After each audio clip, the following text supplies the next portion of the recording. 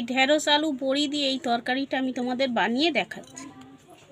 Variety মৌ কিচেনে আবারও একটা নতুন রান্না নিয়ে চলে এসেছি। এখানে দেখো আমি কড়া বসিয়ে দিয়েছি আর কড়াই তেলটা গরম হয়ে গেছে। আর আমি দেখো এখানে বড়ি নিয়ে নিয়েছি। আজকে তোমাদের ঢেঁড়স আলুর তরকারি বানিয়ে দেখাবো। তোমরা দেখতে থাকো কিভাবে ঢেঁড়স আলুর তরকারিটা বানাই। তোমরা তো অনেক রকম ঢেঁড়স আলুর তরকারি খেয়েছো, আমি যেইভাবে বানাচ্ছি তোমরা একবার এরকম বানিয়ে খেয়ে দেখতে পারো, রুটি ভাত সবের সাথেই খেতে পারবে।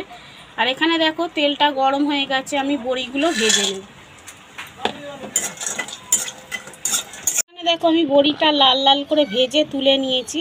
আর কড়াই দেখো আরেকটু তেল দিয়ে দিয়েছি।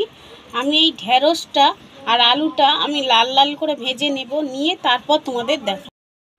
এখানে দেখো আমি আলু ঢেঁড়স আর বড়িটা ভেজে নিয়েছি, আর আলু ঢেঁড়স লাল লাল করে ভেজে নিয়েছি। আমি এবারে ওই তেলেই দিয়ে দেব কালো জিরে। ওই তেলে কালো জিরে দিয়ে দিয়েছি আর দিচ্ছি দুটো কাঁচা লঙ্কা, দিয়ে দিচ্ছি অল্প একটু আদা বাটা। এখানে অল্প একটু হলুদ গুঁড়ো দিয়ে দিচ্ছি। এখানে দেখো অল্প করে নুন দিয়ে দিচ্ছি, আমি আমার পরিমাণ মতন দিয়ে দিচ্ছি। ওগুলো কিন্তু ভাজা আছে, নুন দিয়ে আর হলুদ দিয়ে আমি ভেজে রেখেছি। আমি কাঁচা লঙ্কা হলুদ আদা দিয়ে সব দিয়ে আমি নেড়ে ভালো করে নিলাম। এখানে দেখো আমি পরিমাণ মতন চিনি দিয়ে দিচ্ছি। এখানে দেখো আমি অল্প একটু জল দিয়ে দিয়েছি, মশলাটা পুড়ে যাচ্ছিল বলে। আমি এখানে দিয়ে দিচ্ছি 1 চামচে লঙ্কা গুঁড়ো, দিয়ে দিচ্ছি 1 চামচে ধনে গুঁড়ো, এখানে দিয়ে দিলাম জিরে গুঁড়ো। এখানে দেখো আমি দিয়ে দিচ্ছি একটু কাশ্মীরি লঙ্কা।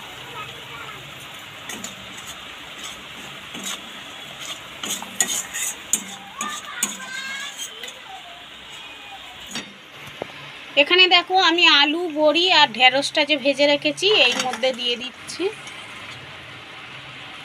এখানে দেখো আমি মশলা দিয়ে ভালো করে কষে নিয়েছি, আমি এখানে জল দিয়ে দিচ্ছি। যেহেতু এগুলো সিদ্ধ বেশি জল দিতে লাগবে না। আমি বড়িটা দিয়েছি, বড়িটা মানে ঝোলটা টানবে জলটা, আমি ওর জন্য একটু জল দিয়ে ফুটিয়ে নিয়ে একেবারে নামিয়ে নিয়ে তারপর দেখাবো। নামাবার আগে এখানে শুধু একটু গরম মশলাটা ছড়িয়ে দেব। এখানে দেখো আমি গরম মশলাটা দিয়ে দিচ্ছি, দিয়ে আমি নামিয়ে নিয়ে তারপর দেখাচ্ছি। এ দেখো বন্ধুরা, এই ঢেঁড়স আলু বড়ি দিয়ে তরকারি করলাম, কেমন হয়েছে অবশ্যই কমেন্ট করে জানাবে। আর এরকম তরকারি কিন্তু রুটি পরোটা তারপর ভাতের সাথেও তোমরা কিন্তু খেতে পারো, খেতে খুবই ভালো হয়। আমি ওই জন্যেই তোমাদের সাথে শেয়ার করলাম এইটা।